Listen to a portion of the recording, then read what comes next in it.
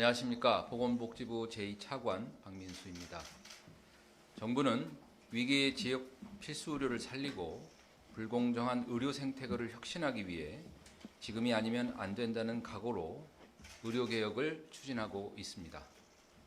정부의 의사 증원 계획 발표 이후 의사단체와 일부 의사들이 총파업을 하겠다는 입장을 표명하였고, 정부가 추진하는 내용과 상반된 사실이 아닌 주장들이 제기되고 있습니다.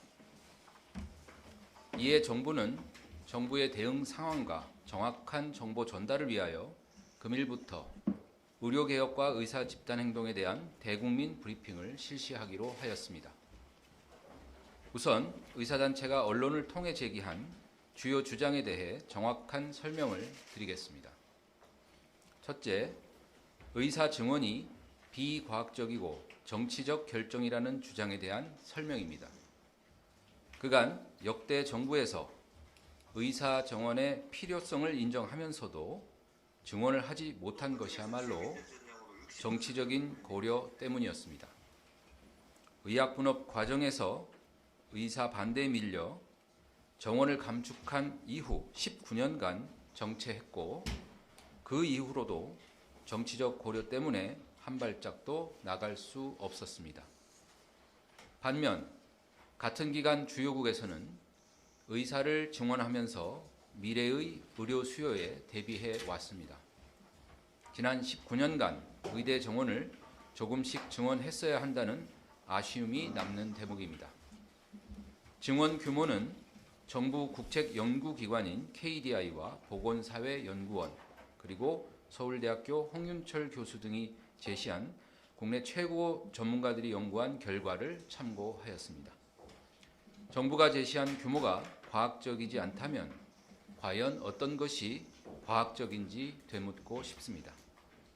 정부의 이번 증언 결정은 위의 연구 결과를 바탕으로 오직 국민 보건을 위한 정책적 결정이었다는 점을 다시 한번 말씀드립니다.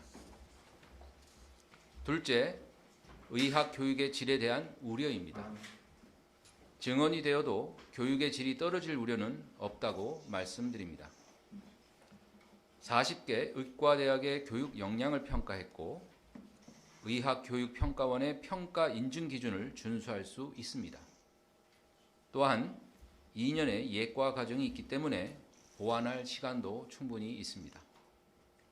기초의학 등 각 과목별 교수를 늘리고 필수 의료와 실습 교육을 내실화할 수 있도록 정책적 지원을 아끼지 않겠습니다. 의사 양성에는 임상 경험이 가장 중요합니다. 정부가 지난 2월 1일 발표한 것처럼 수련 과정에서 충분한 임상 경험을 쌓도록 수련 제도를 개선해 나가겠습니다.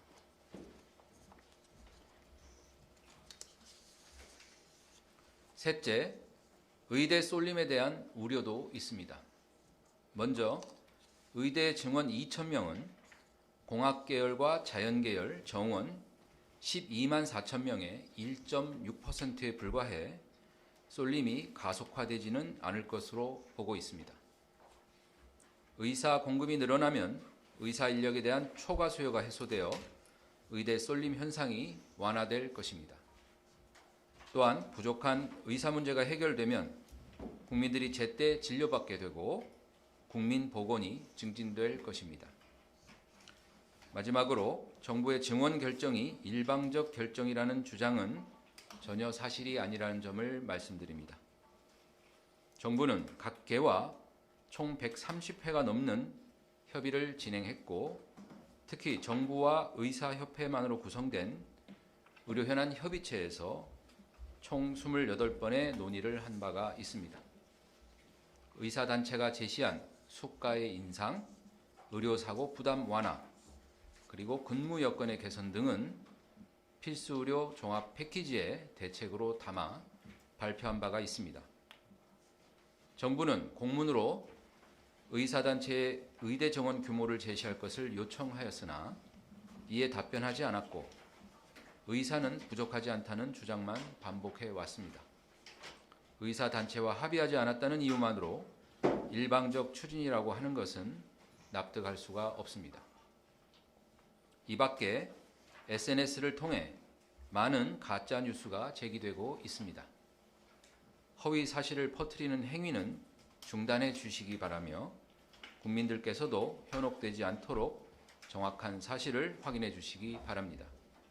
정부는 사실관계가 확인되는 대로 보건복지부 홈페이지에 팩트체크 내용을 별도로 올리고 있으니 이를 참고하여 주시기 바랍니다.